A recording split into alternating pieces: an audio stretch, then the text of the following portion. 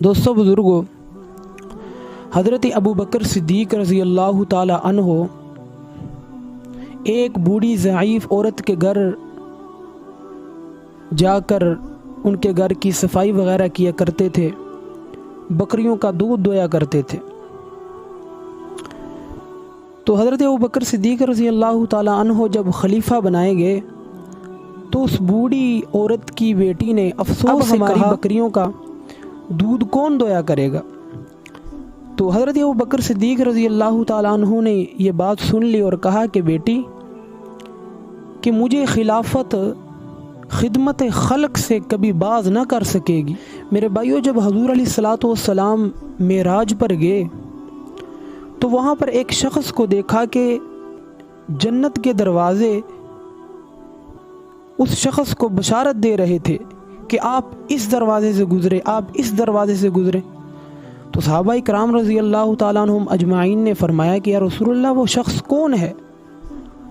وہ اتنا خوش قسمت آدمی کون ہے؟ تو آپ علیہ الصلوۃ والسلام نے فرمایا وہ ابو بکر تھا کہ جسے جنت کا ہر دروازہ خوشخبری دے رہا تھا کہ آپ یہاں سے گزریں۔ میرے بھائیوں، آپ علیہ الصلوۃ والسلام نے فرمایا کہ میری امت میں سب سے پہلا شخص ابو بکر جنت میں داخل ہوگا، اور آپ علیہ الصلوۃ والسلام نے یہ بھی فرمایا کہ ابو بکر جنت کا سردار ہوگا۔ میرے بھائیو، حضرت ابو بکر صدیق رضی اللہ تعالی عنہ کو خوف الہی ہر وقت طاری رہتا۔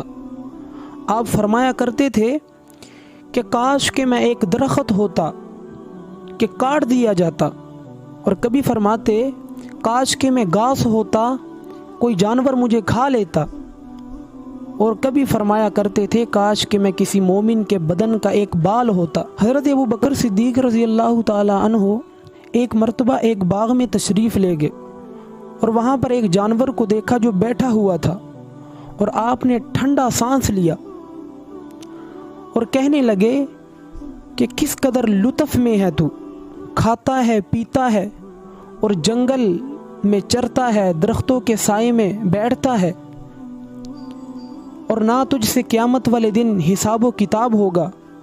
اور حضرت ابو بکر صدیق رضی اللہ تعالی عنہ کہنے لگے کاش کہ ابو بکر تجھ جیسا ہوتا۔ میرے بھائیو، اللہ تعالیٰ سے دعا ہے کہ اللہ تعالیٰ ہمیں صحابہ کرام رضی اللہ تعالی عنہم اجمعین کے نقش قدم پہ چلنے کی توفیق عطا فرمائے، اور ہر وقت صحابہ کہنے کی ہمیں ہمت دے، ہمارے دلوں میں جذبہ پیدا ہو۔